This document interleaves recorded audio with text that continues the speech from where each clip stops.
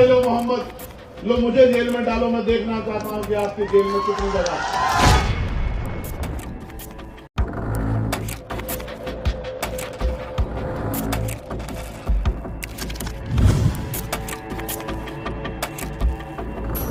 भारतीय संविधान को भी नहीं मानता, लेकिन मैं उनको बता देना चाहता हूं, आप मानो या ना मानो, लेकिन ये देश संविधान से ही चलेगा, ये बात याद रखना। नमस्कार दोस्तों, मैं हूं परवीन सानी। उत्तर प्रदेश के साथ ही देश के कई राज्यों में आई लव मोहम्मद का विवाद काफी तूल पकड़ गया है।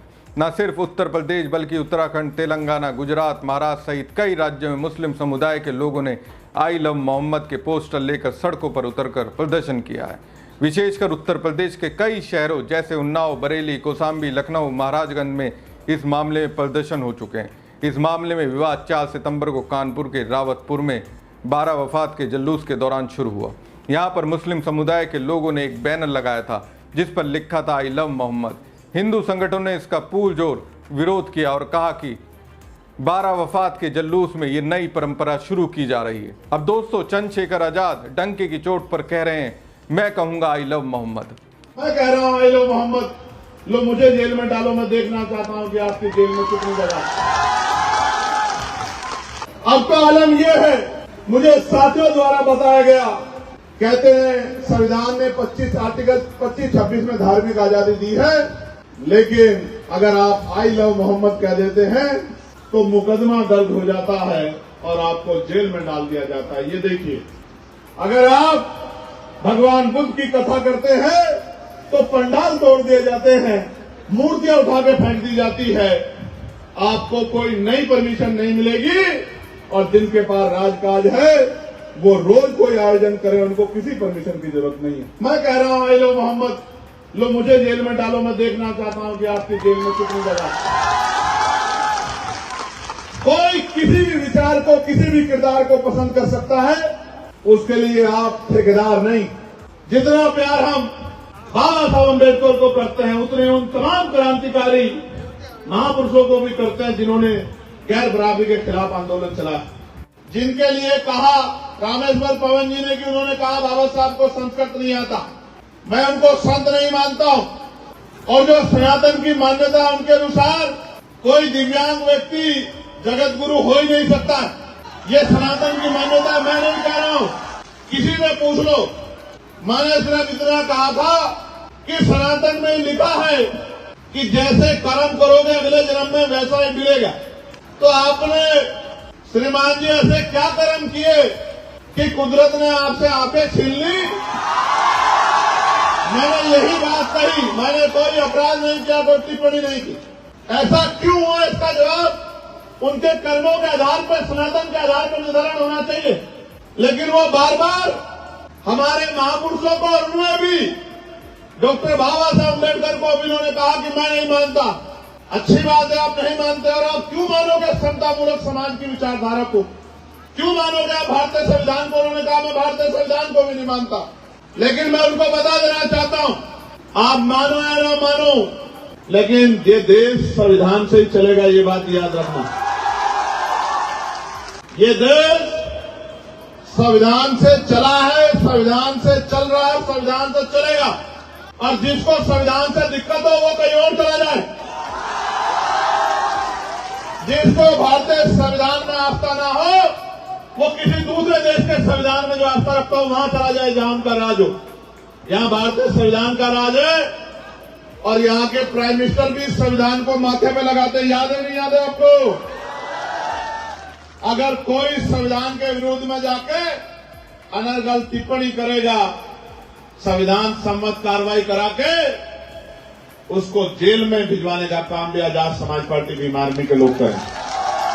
प्रबुद्ध जन सम्मेलन के जरिए हम उस मंडल के सम्मानित जनप्रतिनिधियों को, प्रधान, पूर्व प्रधान, क्षेत्र पंचायत सदस्य, जिला पंचायत सदस्य, चेयरमैन, तब सबको बुला के, और जो रिटायर्ड कर्मचारी अधिकारी है उनको बुला के उनसे चर्चा करते हैं, उनके सुझाव लेते हैं और किस तरह से आजाद समाज पार्टी को हम अंतिम घर तक पहुंचा सकते हैं, इसके लिए हम लोग प्रयास करते हैं। हम उसमें 5-6 जो हमारे मुख्य मुद्दे उनको हम लोग उठाते हैं और जन समर्थन उस पर जो है, जनता का जो वोट है वो सभा के माध्यम से हम लोग हासिल करते हैं। आने वाले समय में आजाद समाज पार्टी उत्तर प्रदेश के तीसरे पंचायत चुनाव में अपने रोल को बहुत मजबूत से अदा करेगी और एक बड़ी पार्टी बनकर उभरेगी। जिस तरह से पार्टी के कार्यकर्ताओं ने तमाम लंबा संघर्ष जो है पिछले 2022 के बाद 3 साल तक किया, लोकसभा चुनाव में उनको मौका नहीं मिला कि उनको लोकसभा चुनाव सभी जगह पर लड़ने का मौका मिलता, उसका वो अवसर जो है तीसरे पंचायत चुनाव में ग्रामीण क्षेत्र के कार्यकर्ताओं को मिलेगा। और फिर आने वाले चुनाव में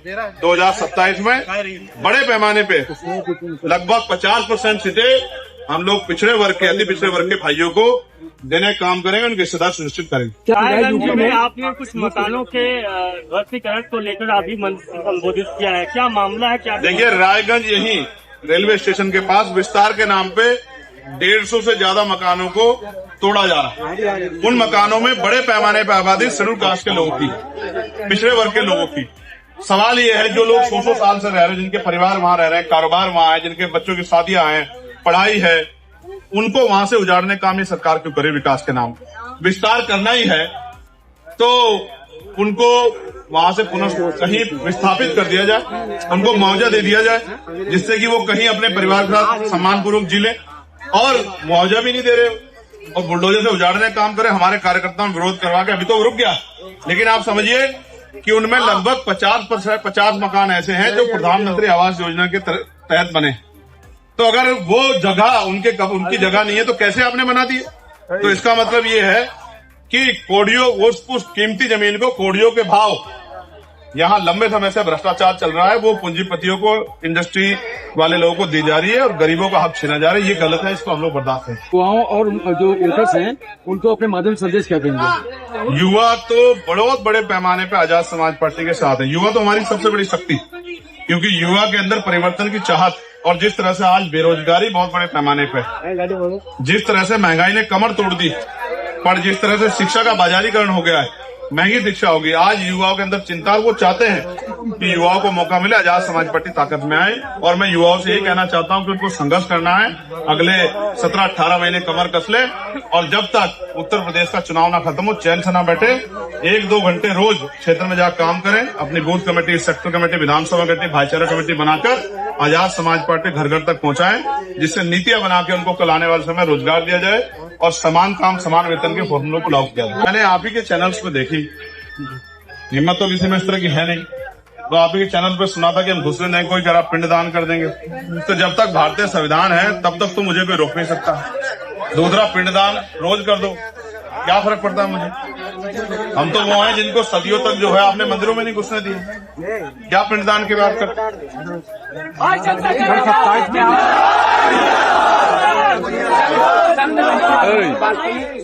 जो बाबा साहब अम्बेडकर को नहीं मानता, मैं उसको नहीं मानता। जो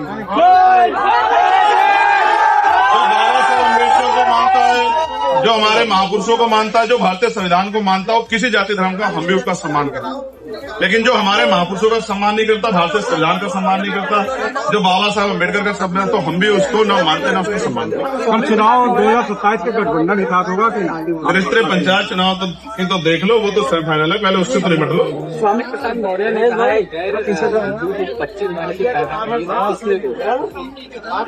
मुझे ये भाषण किस तरह से आप बता रहे हैं, कब दिया गया, मुझे नहीं पता। अगर उन्होंने कोई भाषण दिया तो चोरी की बात करते हैं, हमेशा वो चोरी की बात करते हैं। ये सब आप मेरी पार्टी कार्यकर्ता है कि आपके राम में? नहीं भाई विपक्ष के नेता हैं, लोकसभा में लीडर ऑफ अपोजिशन है यार, आप ऐसा क्यों कह रहे हैं? वो अगर कोई बात कह रहे हैं, तथ्य भी दे रहे हैं, तो चुनाव आयोग को जवाब देना चाहिए। आप समझ रहे हो, एक घर में अगर 4-4 हजार वोट बनी हुई है तो इसका जवाब नहीं दोगे?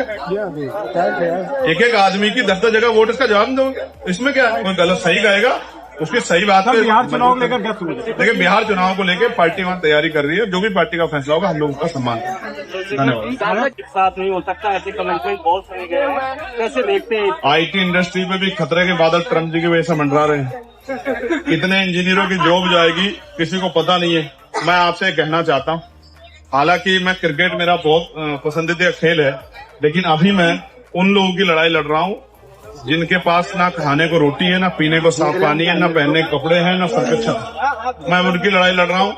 क्रिकेट मैच होगा तो मैं अपनी टीम को मंगल कामनाएं दूंगा, लेकिन सच ये भी है कि वादे तो बहुत बड़े बड़े किए थे, कैसा क्या हुआ कि वो वादे पूरे नहीं कर पा रहे हो? सांसद जी क्या आंदोलनकारी नेताओं को दबाने का काम मैच के आधार पे या खेल के आधार पे समस्याओं का निर्धारण नहीं हो सकता, समस्याओं का निपटारा नहीं हो सकता। समस्याएं आतंकवाद की हैं और आतंकवाद पे हम लोग मुखर है कि आतंकवाद को किसी कीमत पे बख्शा नहीं जाएगा। और आतंकवाद के विषय पे हम लोग जो है सरकार को हमने अभी जब ये हमला हुआ था पहलगांव तब भी कहा था कि हम आपके साथ खड़े हैं, देश के साथ खड़े हैं। भविष्य में भी अगर कोई आतंकवादी घटना होगी तो हम देश के साथ खड़े, लेकिन सरकार को जवाब देना चाहिए कि आतंकवादी आ कैसे जाते हैं और ऐसे हमले कैसे हो जाते हैं, जबकि लंबे समय से केंद्र सरकार है, फिर ये आतंकवादी कहाँ से आ जाते हैं? क्या ये आंदोलनकारी नेताओं को दबाने का सरकार काम कर रही है, जो आंदोलन का कर रही है? ये सरकार नेताओं को कहा तो पत्रकारों को भी नहीं छोड़ रही। आप नहीं देखते हो पत्रकारों कैसे सरेआम गोलियां लग रही है, कैसे पत्रकार जेल जा रहे हैं। मैं तो पत्रकार बंधुओं के बारे में ज्यादा चिंता में हूँ कि पत्रकारों के साथ ऐसी हिंसा नहीं होती, वो निष्पक्ष आवाजें होती है। तो आपकी सुरक्षा के लिए भी कुछ जो है, जब हमें अवसर मिलेगा आपकी सुरक्षा सुनिश्चित हो, इसका भी हम लोग ध्यान रखेंगे। धन्यवाद। तो सुना आपने, चंद्रशेखर ने कट्टर हिंदुओं ट्रोल आर्मी को सीधे तौर पर कह दिया, मैं कहूंगा आई लव मोहम्मद, दम है तो छू कर दिखाओ। चंद्रशेखर कहते हैं कानपुर में आई लव मोहम्मद लिखे पोस्टर से शुरू हुआ विवाद का अभी तक शांत ना होना सरकार और प्रशासन की पूरी तरह से विफलता को दिखाता है। आई लव मोहम्मद के जुलूस में शामिल अनेक लोगों पर FIR दर्ज की गई, जो सीधे धार्मिक स्वतंत्रता और नागरिक अधिकारों पर हमला है। ये स्पष्ट संकेत है कि सरकार अफवाहों को रोकने में नाकाम रही और प्रदेश में कानून व्यवस्था पर गंभीर सवाल खड़े हो गए। 12 वफात और ईद मिलाद उन नबी जैसे अवसर समाज में करुणा, सद्भाव और भाईचारे का प्रकाश फैलाने के लिए है, ना कि सरकार की तानाशाही और अफवाह फैलाने वालों की नापाक साजिशों के लिए। तो ये चंद्रशेखर आजाद का सीधा और करारा जवाब है। हमारी खबर आपको कैसी लगी कमेंट बॉक्स में कमेंट करके जरूर बताएं। साथ ही पेज को ज़्यादा से ज़्यादा लाइक और शेयर कीजिएगा। धन्यवाद।